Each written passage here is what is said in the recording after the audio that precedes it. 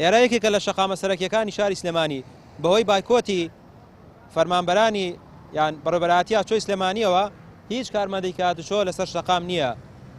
ئەمە دۆخی زۆربەی شەقامەکانی سلێمانیە کە بەم جۆرەیە لەبەر بێموچەیی بایکۆتی فەرمانگەکان کراوە. دەچین بۆ بەڕێوەبەرهاتیەکانی تر با بزانین ئەلەوێ دۆخەکە چۆنە.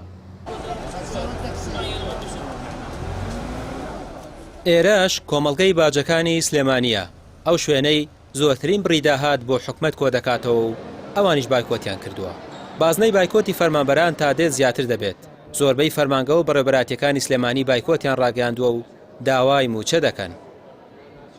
ئێمە وەکو فەرمانبەرانی کۆمەڵگەی باج بایکۆتی داواممان ڕاگەاندووە ئەمڕۆ لەبەر ئەوەی بەکۆی گشتی لە ماوەی 6 مانگە تەنها یەک موچە دراوە بە فەرمانبەران. ئەمە بێژگەلەوەی ئەو هەموو موچەیە دزرا لێمان بەناوی پاشەکەوت و لێبڕی نوشتیواوە پلە بەرزکردنەوە ڕاگیراوە. ئەمە زوڵ مستەمیشی تەواو زۆرە لە مۆزەفەکرێ لە فەرمانبەرانەکرێ لە مامۆسان لە پۆلیس و پێشمەرگەکرێ بەڕاستی. بۆیە ئەو ئەمەی کە ئێستا ئێمە کردومانە کاردانەوەی ئەو کاری کە حکومەتە ئاخر قسە و تەسریحی دوێنێ شەوتێتی موچە نییە. ئێمەش ناچارین کارەکانمان ڕاگرتووە. سەرەتادا ئەم فەرمانبەران بە شێوەیەکی تەناوب داوامیانە کرد، یعنی بۆ نمونە لە هەفتەیەکە 3 ڕۆژ 4 ڕۆژ داوامیانە کرد بەو شێوەیە بوو، هەتا وەکو ئاست گەشتە بەو شێوەی لێ هات کە بایکۆتی ڕسمی ڕاگەێنن لە هەموو دام و دەستگاکان و لە ئێساشدا کە بەچای خۆتانەی بینن بایکۆتی تاوەتی ڕاگەێنراوە. پێما بێتەنا لە زەریبەی دەخل مۆزەف چەند مۆزەفێکی تاکوتەرا داوامەکەن بەو شێوەگینا لە زەریبەی عقار بە هیچ شێوەیە داوام ناکرێت و داوام ڕاگیرا.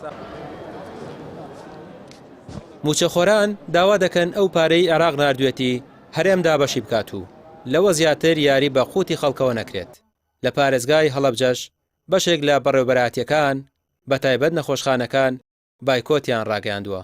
من ێساوەی بینین بەڕێوەبەرهاتی باجەکانی سلێمانی بایکۆتیان کردو، ئێمە لە سەعانەوە لێرەین دەستیان خۆش بێ. ئێمە ژوەکەر ئێمەش مۆزەفێکی وڵاتین لەگەڵەوانین پشگیریانەکەین بە هەموو شێوەیەک دژی ئەم حکومەتە گەندەڵا کە پارە لە بەغاوە هاتووی مۆزەفینێت دابەشی ناکات. بۆیە داوا لە هەرچی کارمەندە هێزە چەکدارەکان بێنە سەرخەت لەگەڵ مامۆسایان لەگەڵ کارمەندان لەگەڵ گشت چین و توێژەکان بێنە سەرخەت بۆ ئەوەی زەختێ بکەین لە حکومەتە نا بۆ هەژماری من ئەمە هەمووی شەڕی هەژماری منە ئەمانەی فرۆشن. تەشەنەساندنی بایکۆتی فەرمانگەکان زیاتر دوای قسەکانی وەزیری دارایی هات کە ڕایگەیاند تا بەغدا موچەی تەواوەتی نەنێرێت موچە دابەش ناکرێت. پێشبینیش دەکرێت ڕۆژانی داهاتوو ئەگەر دەست بە دابەشکردنی موچە نەکرێت بازنەی بایکۆتی کاری فەرمانگەکان فراوانتر دەبێت. ڕامیار عوسمان کەناڵی پێام سلێمانی.